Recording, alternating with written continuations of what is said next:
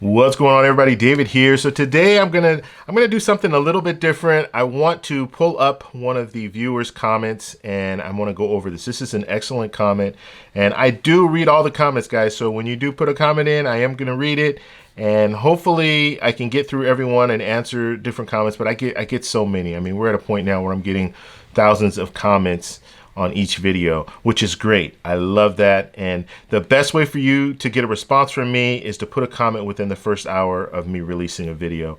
That way I look at all those comments right away and I will be answering those comments right away. But this is an excellent comment, so we're going to go ahead and take a look at it. But first off, on this channel we talk about personal finance and traveling on a budget. If that sounds like something interesting to you, please hit that subscribe button. Don't forget to hit the little bell notification so you can get future updates on my videos. All right, so let's go ahead and go over to the computer here, and I want to show you guys. So Roger Wagner, shout out to Roger Wagner. This is an excellent, he set this up perfectly, and I'm just going to go over some of this stuff, and we're going to talk as we go. So the first thing that he says here is, if there ever was a time to spend our way out of this mess, it's now. And he was watching Jay Powell's interview. Actually, Jay Powell's done a couple of interviews. So the Fed chair, he's done a couple of interviews, and he's been watching those, and he's has the same type of talking points that he has. So basically, we're in this situation right now, and the only way for us to get out of it, the only viable way for us to get out of it, is to spend our way out of it. And the only way for us to spend our way out of it is if we stimulate the economy. That means direct payments to individuals, direct payments to businesses, in order to help us get out of this situation. Because not only do we have the COVID-19 crisis, we're also facing a financial crisis. So it's very important for us to think of it along those lines. And the people that are saying, oh yeah, you know what, we don't need any more stimulus checks, we just need to get back to work. Get back to work. You might not have a job to go back to. That's what it comes down to. Because if people aren't spending, then businesses aren't hiring. That's the way it works. If I have a restaurant and people aren't going into my restaurant, well, I'm not hiring employees. I'll have a couple of employees. That's it. That's all I need for the couple of people that come in. But as more and more people start coming into that restaurant, I need to hire more and more people. So that's the basic way business works. So when people say, oh yeah, we just need to get back to work, that is not realistic. Realistic is we need to spend our way back to where we were, okay? Or at least it's going to take time to get back to where we were, but at least to start growing, we need to spend. We need people to go to those restaurants. We need people to start traveling. We need people to buy certain products and stuff like that in order for these businesses to start hiring these people back. Because if I'm a business owner, the last thing that I want to do right now is to have extra employees that I'm paying for and I don't have the profits coming in. That's the worst thing for me to do, especially in a time like right now, because everybody's scarce. Money is scarce for all businesses right now, even the larger corporations. And so the last thing that they're going to want to do is to have all these employees and say, well, hey, you know, I'm hiring all these employees back, but they're not selling products. So that's the last thing that they want to do. Okay, let's move on. Okay, let's see what else Roger says. A huge number of private sector jobs are not coming back anytime soon. Anyone who thinks businesses will be able to stay open at an allowed 25% to 50% capacity needs to think again. Most of those businesses were barely able to keep going as it was. So another excellent point there. A lot of these businesses, especially the small mom and pop businesses, they can't run on 25% or 50% capacity. They need to run on full capacity just to pay their bills. And so for us to think, oh, these businesses, they can run at 25% and the economy will still get a lot better. No, it's not going to work. A lot of these companies, they're going to start up, and if they start up at 25%, they're not hiring that same workforce in. They're going to have a lot less. It's going to be a skeleton crew that's going to be working for a long time until they get back up to 100% capacity. And so for us to think, well, you know, they can just run at 25% and everything will be fine and we'll be getting back to work and people are going to start spending money again, it's not going to work. It is not going to work. So let's go ahead. Let's move on and see what else Roger says. Unfortunately, the Democrats in Congress want to load their bill up with every pet project they can think of instead of taking care of its citizens. Another great point. Now, you know, I criticize both Democrats and Republicans, and Democrats are at fault when it comes to this because when you look at the situation, they did add things in there that they didn't have to add. What if they had a CARE Act too? So forget the whole HERO Act thing. They can add some of that stuff in if they wanted to. I think people are all on board when it comes to the essential workers and having funding for them. They were even on board when it comes to state and local governments funding them, as long as there's oversight when it comes to that. So why not do that and not add all this extra stuff in there?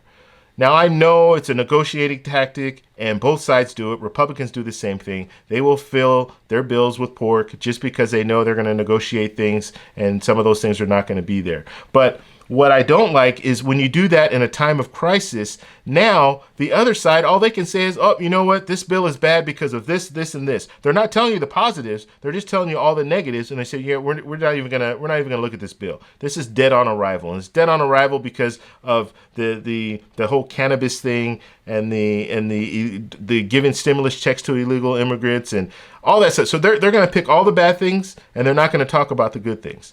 And so why put those things in there if they're controversial? We just had a CARES Act, the first CARES Act. You could have used a lot of that same language. And I know Nancy Pelosi said, well, 80% was the same. Why not make it 100% the same? And then add these a couple of extra things, the essential workers, like I said, and a few other things, and send it over to the Senate. But instead, they wanted to add a lot of other things in there that really aren't going to help the cause. So let's move on. Let's see what else Roger says. Just as bad, the Republicans rolling out that time-old phrase, they won't go back to work if we pay them too much in subsidies. There are ways to incentivize them returning to the job market. Another great point. So the whole misnomer is, oh, if we give them money, then they're just not going to work, and they're going to stay unemployed forever, and we're just going to have to just keep paying them, giving them money. But the interesting thing about this is you hear it about individuals, but you do not hear that when you talk about business. When you hear people talking about business, if you're giving them extra money, oh, that's great. We're bailing out businesses and things like that. Some people might be a little upset about that, but the vast majority of people are saying, that's fine. We need to bail them out because they hire employees. When the reality is they hire employees because the consumers are buying. If consumers are buying, so you and me, if I'm going into a store and I'm buying things, they're going to hire employees. If I'm not buying, they're not hiring employees. So we're the ones that drive the economy. It's not the businesses that are driving the economy. It's us. We're spending. We're the ones that are making these businesses what they are and allowing these businesses to grow. So yeah, it's you always hear that. Free money and all this stuff when it comes to individuals, we're giving them free money. But when it comes to businesses, you do not hear that. You do not hear that. Very rarely do I hear people talk about that.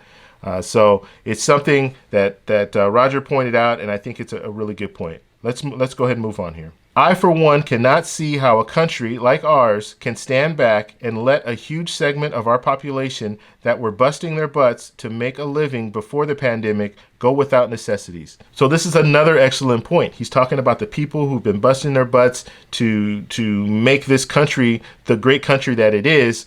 Now they're going without, and we're just gonna allow that to happen. And you have essential workers right now who are still busting their butt, going to work every day, putting themselves in danger to provide food for us, to be at grocery stores so we can go to a grocery store and we can actually get food and things like that.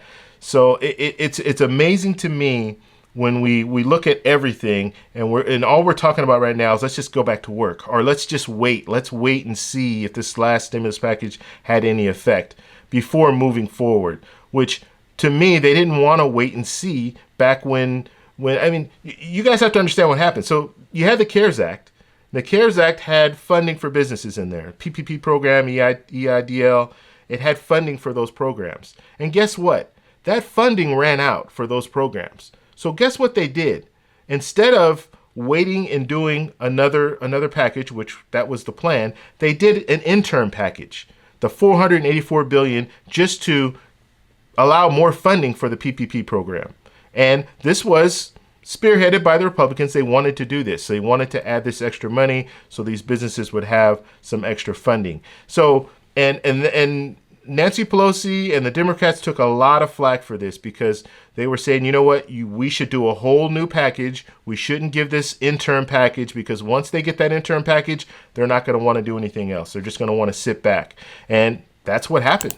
That's exactly what happened. Now, you have people in the Senate, the Republicans in the Senate, they're just kind of sitting back and saying, hey, nothing to see here. We don't need to do anything right now. We can move in the future. Whereas if they use that as leverage, they use that PPP program, the fact that it ran out of money, they use that as leverage, then we probably would have had a package already. We would have already had phase 4 of the stimulus packages. So it's very interesting to point that out, because now it looks like we are at a stalemate, and the only reason we're at a stalemate is probably because we went ahead and funded that $484 billion. Okay, let's move on, see what else is down here. It's very easy for someone that keeps their job by working from home to say, let's hold out a little longer.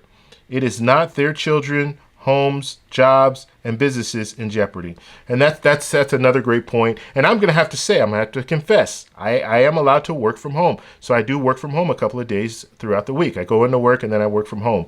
So I have that luxury. Not everyone has that luxury. And it's very easy just to say, yeah, you know, we can wait it out, especially people who have jobs right now. Yeah, just wait it out.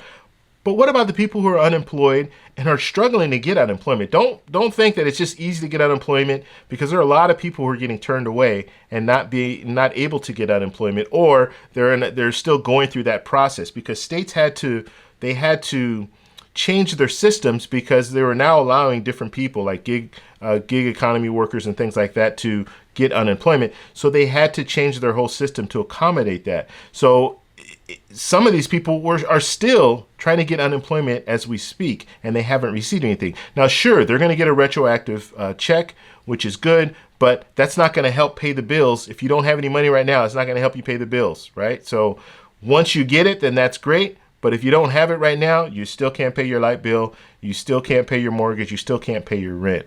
So another good point. So let's go ahead and move down here. Now, this is the very end here. So as Chairman Powell, Jay Powell is a Fed chairman, as he says, and this is his quote, "Put money in the hands of those that absolutely need it and those that can spend it to help stimulate the economy, or we are facing down the barrels of a decade-long depression." So, I mean, and this is Jay Powell saying this. This is the Fed chair telling you this. You need to put money into the hands of people and have those people spend the money. That's what's going to get us out of this situation that we're in. If we don't, then we're facing a long depression. He's saying this, point blank saying this. He's not beating around the bush or anything like that. He's telling us we're going to be in a decade-long depression if we do not do this. And so the people that are saying, oh, we should hold out, we should wait, or we don't need to spend $3 trillion because we're in deficit already. Well, we're in a deficit right now, and now we're going to be in a depression if we don't act. And that's going to be even worse. So not only are we going to owe money, but we're not going to have money. And so I just wanted to put that out. I mean, I love the comments, like I said, and I read every one. And this one just stood out to me. It was what, 45 minutes ago that I read this comment, and I had to sit down right away and say, hey, you know what? I want to do a video on this because I think he hit all the key points. And that's where we are right now. And we're in a situation where we need to stimulate the economy. And there's some people who are just, and when I say people, I mean politicians, that are just kind of in the mindset of, hey, yeah, you know what? It's not an emergency. It's really not an emergency right now. We're just going to wait and see. And that is the wrong attitude. It's definitely the wrong attitude. I mean, how is a business going to feel comfortable opening up their doors if they know they could face liability if someone catches COVID in their restaurant, or if an employee catches COVID in their restaurant? They could face liability. And the Republicans are saying this. Mitch McConnell is saying this. He's saying that we need to have liability protection with these businesses. And I talked about this in another video. I'll post a link right up here so you guys can check it out. I don't want to get too much into that. But if you're saying that, then there should be some urgency, because these businesses want to open up, but they want the protections. And so it just amazes me the way that this is all playing out. And I'm hoping that this week we start seeing some signs that the Republicans are putting some stuff on the table, or they're working with this HEROES Act and taking out the things that they don't want. And they know, like, this whole thing about bills, and this is what really gets me, is because you hear, and I see a lot of comments that come through, and people are saying, this bill will never pass. This bill will never pass. It's got too much pork in it. It's got this. That's the way it works in government. Believe it or not. You put your bill through and you put what you want in your bill. It's just like if we ordering a pizza, there's me and another person ordering pizza. I'm going to put what I want on my pizza, and then I'm going to give it to you, and then you're going to say, yeah, I don't like this, I don't like that, I don't like this. And then the first thing I'm going to say to you is, okay, what can you live with and what can't you live with? And if you tell me, oh, I like pepperoni and I like jalapenos, I say, you know what, I like pepperoni and I can deal with jalapenos. We got a deal. Then we order the pizza. So the bills that go through, they're not always going to have everything that you want in it. And a lot of times they will put that pork in there, right? Because those are negotiating tools. So when it goes over, and I don't agree with doing the whole negotiation thing now. I think now's the time, because we're in a crisis, don't put all that pork in there. So I'm not for that, but I'm just saying normal practice, that's the way it works. And the Republicans in the Senate know that. They know they can go ahead and pick that bill apart and then send it back to the House, and the House is going to have to move on it. And they know that they will move on it because they showed urgency by getting the bill to the Senate in the first place. So they're open. They haven't drawn any red lines or anything like that. They've said that. So it will be interesting to see what happens this week. And I'm hoping we see something. If we don't, then we're going to have to wait until June 1st. And that's another 2 weeks of kind of just hoping that things get better and hoping that businesses are able to strive. And it's going to be hard. I mean, it really is. I mean, and the other thing that we need to talk about is confidence. And I'm going to do a whole video about confidence. But a lot of people don't have confidence to go into certain places. Like I'll be honest with you, I don't have confidence to go sit in a restaurant. Not right now. No, I don't have that confidence. Some people might, but I don't. So in a time where you might have people like, and they always do this, first day, they showed Wisconsin and they showed the bars and everybody's at the bar and all that stuff. Yeah, people wanted to get out of the house for that first day, maybe the first week, but I can guarantee you that's going to die down at some point. And their business is really going to suffer because you still have people that are just not confident, don't want to go and hang out at those places. They would rather stay at home and do those same types of activities. So I want to know what you guys think, though. What do you guys think about the comment? Please post it down below. What do you think about what I said about the comment mainly? I don't want you to attack Roger here. I think he had some really good points there. So what do you guys think about my analysis of what Roger put on there? So go ahead and post it down below. If you like this video, please give me a thumbs up. Please subscribe for more, and I'll talk to you in the next one. Bye.